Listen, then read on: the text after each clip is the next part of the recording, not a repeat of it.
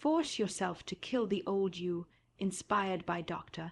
Miles Monroe. The greatest tragedy in life is not death, but a life without purpose. Dr. Miles Monroe, ladies and gentlemen, brothers and sisters in the kingdom today, I want to speak to your potential, not your past. I want to challenge your future, not your failures, and I want to introduce you to your greatest enemy, the old you. The biggest barrier to your next level is not the devil, not your boss, not your spouse, not your circumstance. It is the version of you that is comfortable with average, addicted to excuses, and allergic to change. You must kill the old you. Let me tell you this, you will never meet the person you were born to become until you are willing to bury the person you've been pretending to be. The old you is a product of broken systems, borrowed opinions, and borrowed identities.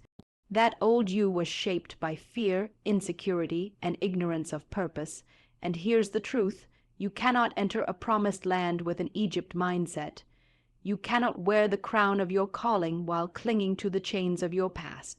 Listen to me, the old you must die for the real you to live.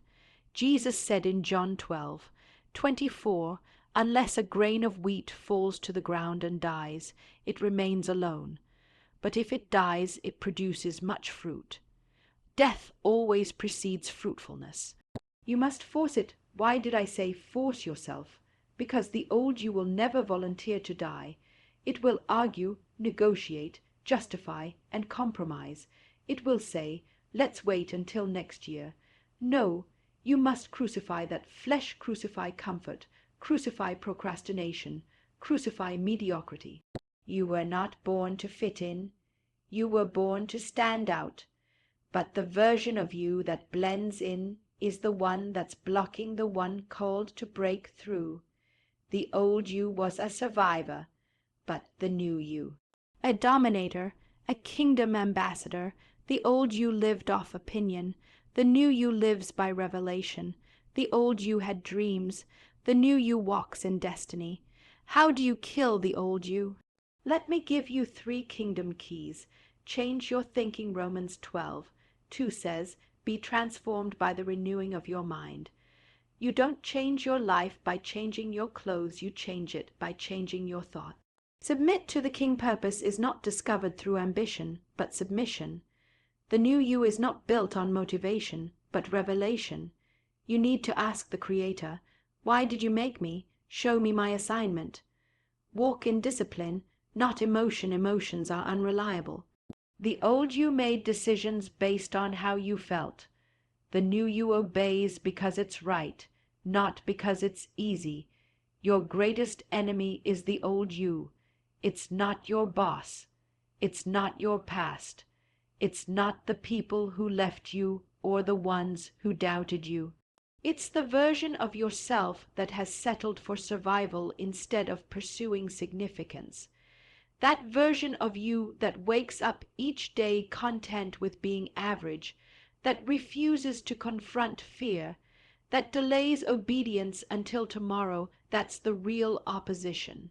The old you is a combination of excuses, insecurities, and limiting beliefs that have been rehearsed for so long, you started calling them your personality. But they're not you, they're just the history you haven't healed from. You will never fulfill your purpose dragging around a mindset that was shaped in captivity. You cannot walk into destiny while protecting the identity that was formed in dysfunction. The old you was necessary for a season, but now it has become a ceiling. And if you don't confront it, kill it, and bury it, it will become your coffin. You can't meet the new you until you're willing to let go of the version that's been pretending, performing, and pleasing. The greatest act of spiritual warfare isn't casting out demons, it's refusing to live beneath your design.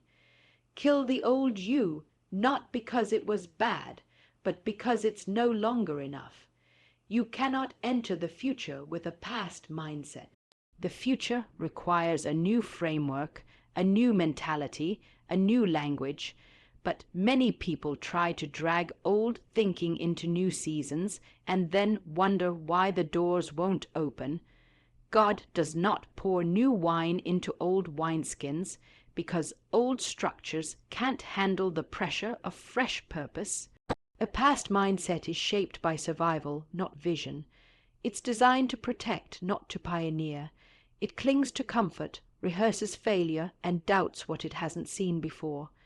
That's why people miss their next, not because it's not available, but because their mind is still living in the last. The Israelites left Egypt, but Egypt didn't leave their minds. They were physically free but mentally bound, and because of that, a generation died in transition, never stepping into what was promised. The same is true today. Your future has requirements, and your old mindset doesn't qualify. You can't walk in authority thinking like a victim. You can't lead if you still crave approval. You can't carry destiny if you still feed on doubt. The mindset that helped you survive won't help you build. God is calling you to shift, to renew your mind, to release the old definitions of yourself, to stop expecting what happened then to keep happening now. Every new season demands a mental upgrade. Until your mind is ready, your life will resist change. You must train your thoughts for the territory you're stepping into. The future belongs to those who prepare for it internally before they ever see it externally. The old you must die for the new you to live. There is no resurrection without crucifixion. Too many people are trying to step into a new identity while keeping the habits, the mindset, and the attitudes of the old version of themselves. But transformation doesn't come through inspiration alone. It comes through burial. You have to be willing to let go of who you were, even if it's all you've known. The old you was built in response to pain, rejection, fear, and survival. It was shaped by your environment, your history, your traumas, but that version was only supposed to carry you to the gate, not into the garden. You can't enter destiny dressed in the garments of dysfunction. The patterns that protected you in the past will poison your future if you don't lay them down. Every new identity in God requires a death to the former. Abraham had to leave Abram behind. Paul had to die to Saul. You have to be willing to surrender the version of you that fit in, so you can rise as the one who stands out. Death is not destruction. It's transition. It's the passage between who you were and who you were created to become. It is painful, yes, because the ego resists surrender, but on the other side of that death is clarity, power, and authority. If you avoid the death of the old you, you also avoid the life that was meant for the real you. This is why Jesus said, "Whoever wants to save their life will lose it, but whoever loses their life for my sake will find it." The new you is not an improved version of the old. It's a completely different being. But it only emerges when the former is fully buried. You can't be both caterpillar and butterfly. You must choose. Fruitfulness comes after death. This is a kingdom principle that cannot be bypassed. In John 12:24, Jesus said, "Unless a grain of wheat falls to the ground and dies, it remains alone. But if it dies, it produces much fruit. There is no harvest without a burial. In the natural, we understand this. A seed must be covered in darkness, broken open by pressure, and stripped of its outer shell before it can release the life hidden inside. And spiritually, emotionally, even professionally, it's the same. The most productive seasons in your life will often be preceded by moments of deep surrender, moments where something in you had to die: pride, control, ego, fear, or even your own expectations. God cannot bless who you pretend to be. He blesses the authentic, surrendered, refined version of you, the one that's gone through the soil, the silence, the stripping. We often pray for breakthrough, but ignore that breaking always comes first. There must be a death to selfish ambition before purpose can grow. There must be a death to distraction before focus can flourish. There must be a death to the need for applause before authenticity can take root. The process, of dying is not glamorous, but it is essential, because what dies in you creates room for what God wants to live through you. The grave of your former self becomes the garden of your fruitfulness. The pain of letting go is the price of moving forward. Don't fear the death of the old. Fear staying alive in a version of you that can't bear fruit. True fruitfulness, impact, influence, legacy only comes when something old in you is laid to rest. Let it die and watch what grows. Comfort is the enemy of purpose. It may feel safe, familiar, and even peaceful, but it is often a trap in disguise. Purpose will never be fulfilled in a place where growth is optional. Comfort convinces you that where you are is good enough, that there's no need to risk, to stretch, or to believe for more. But purpose always demands discomfort. It pushes you into places where faith is necessary and control is impossible. Every person in Scripture who walked in purpose had to leave their comfort zone. Abraham had to leave his father's house. Moses had to return to Egypt. Esther had to risk her life. Jesus had to leave heaven to walk among us. There is always a cost, and comfort is usually the first thing you have to sacrifice. The reason many never fulfill their calling is not because they're unqualified. It's because they're unwilling to be uncomfortable. Comfort settles for survival. Purpose demands transformation. Comfort keeps you quiet when you were born to speak.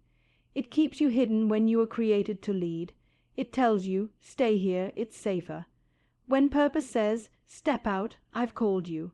The enemy doesn't need to destroy you if he can distract you with ease. Comfort numbs your hunger. It lulls you into routines that look like progress, but produce no fruit.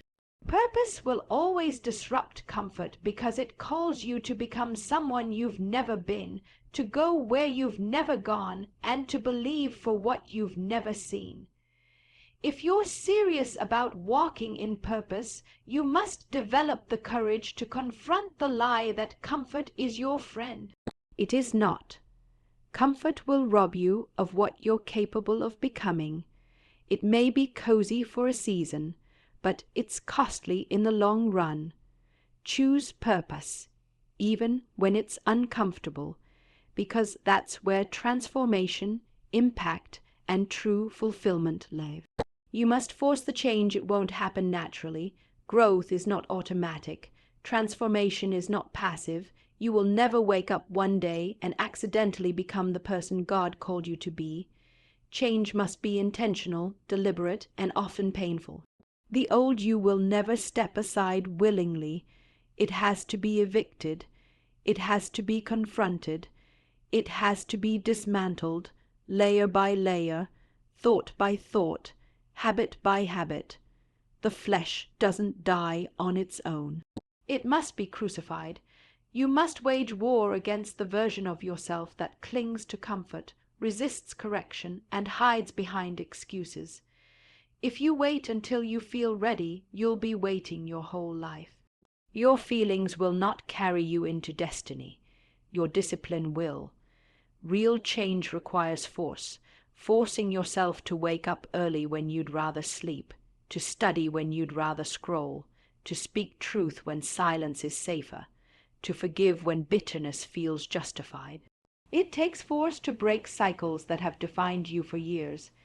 It takes force to challenge the patterns that were passed down to you. It takes force to say, this ends with me.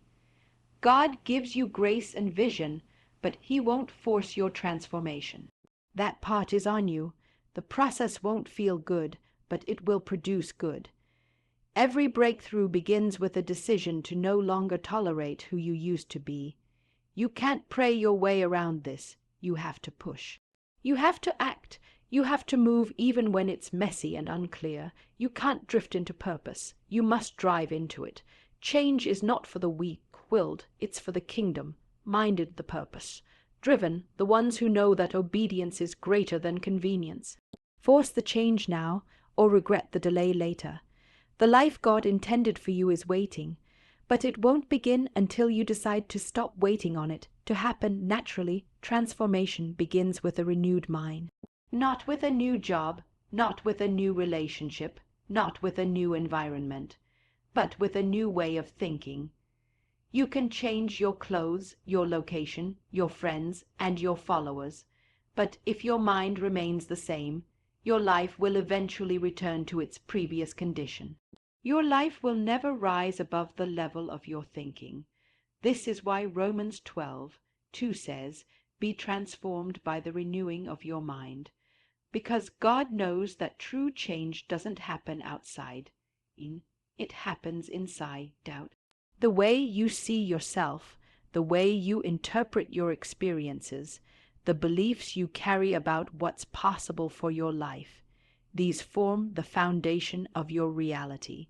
If your mind is still rooted in fear, shame, lack, or limitation, then even when opportunity knocks, you won't recognize it as your own. You'll talk yourself out of what you were called to walk into. Because the old mind can't carry new purpose. The old mind questions what faith affirms. The old mind is attached to survival, but the renewed mind is aligned with destiny. Renewing your mind means replacing old thoughts with kingdom truth. It means no longer agreeing with lies spoken over your life, whether they came from others or from within. It means challenging the inner dialogue that tells you you're not enough, not ready, or too broken. It means confronting the mindset that says, "This is just who I am," when God is saying, "This is who I called you to be." Renewal is not a one-time decision. It's a daily discipline. Every day you must decide whose voice gets to shape your thinking, the world's, your wounds, or the Word. Transformation cannot take root in a cluttered, chaotic mind. You must clear space for new patterns of thought to form. Thoughts rooted in identity, in purpose, in kingdom reality. As your mind is renewed, so is your perspective, your posture, your decision. And as those change, your life follows. It may not happen overnight, but it will happen from the inside out, because every external shift starts with an internal one.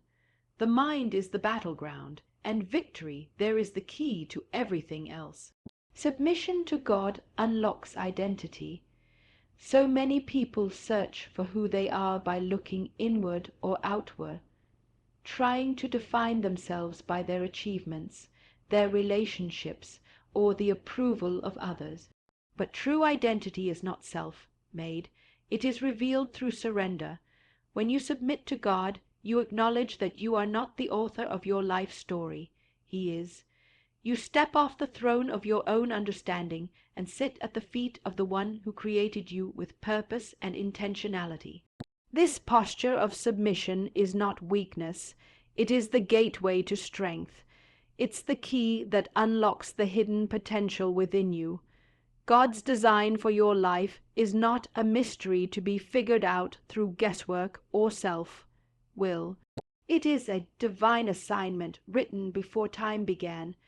But you cannot receive the full revelation of who you are until you stop resisting his authority. Submission brings clarity because it aligns your heart with the heart of the Creator. It replaces confusion with direction, doubt with faith, and rebellion with peace. When you say, "Not my will, but yours," you open the door for God to mold your identity according to his perfect plan. Many people resist submission because they fear losing control, but in reality, submission is the highest form of control. It is recognizing that surrendering to God actually sets you free to become who you were meant to be. Without submission, your identity remains fragmented and incomplete, pulled this way and that by circumstances and opinions. But with submission, your identity becomes rooted and unshakable because it is anchored in the unchanging character of God. This is why Jesus said, "If you want to be my disciple, deny yourself, take up your cross, and follow me." Denial of self is not loss, it is discovery. It is discovering the true you that exists only in relationship with God. When you submit to Him, you unlock the divine code within you and step fully into the person God created you to be. Discipline, not emotion, drives the new you. Too often, we allow our feelings to dictate our actions, believing that if we feel motivated, then we can move forward. But if we feel tired, discouraged, or doubtful, then we stop. The problem with relying on emotion is that feelings are temporary, unpredictable, and unreliable. They come and go like the weather.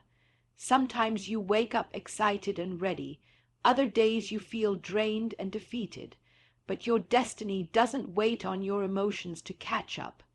Discipline is the bridge between where you are and where you want to be. It's the consistent, intentional choice to do what needs to be done, even when you don't feel like it. The new you is built on habits that honor purpose, not mood. It's waking up early to prepare, staying late to finish, and pressing through challenges when your heart wants to quit. Discipline doesn't depend on external validation or temporary inspiration. It comes from an internal commitment to the vision God has given you. The old you lived by feelings. When you felt confident, you acted. When you felt afraid, you froze. The new you understands that feelings are not the boss of you. You are the boss of your feelings. You don't wait for the perfect moment or perfect mindset. You create momentum through consistency and obedience. Discipline trains your mind and body to respond correctly regardless of how you feel. It transforms resistance into resilience, spiritual growth, professional success, emotional maturity. All of these require discipline. Without it, talent remains wasted, dreams remain dormant, and potential stays locked away. When Jesus was in the wilderness, he didn't wait to feel like fasting or resisting temptation. He disciplined his spirit to obey the Father's will regardless of how he felt. That is the pattern for the new you.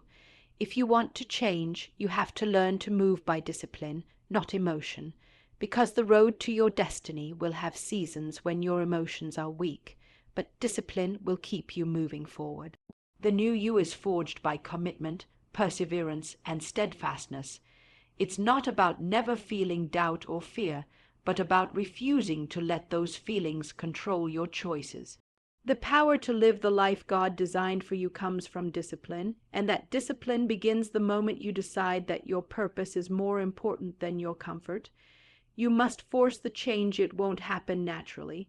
Growth is not automatic. Transformation is not passive. You will never wake up one day and accidentally become the person God called you to be. Change must be intentional, deliberate, and often painful. The old you will never step aside willingly. It has to be evicted. It has to be confronted. It has to be dismantled, layer by layer, thought by thought, habit by habit. The flesh doesn't die on its own. It must be crucified. You must wage war against the version of yourself that clings to comfort, resists correction, and hides behind excuses. If you wait until you feel ready, you'll be waiting your whole life. Your feelings will not carry you into destiny. Your discipline will.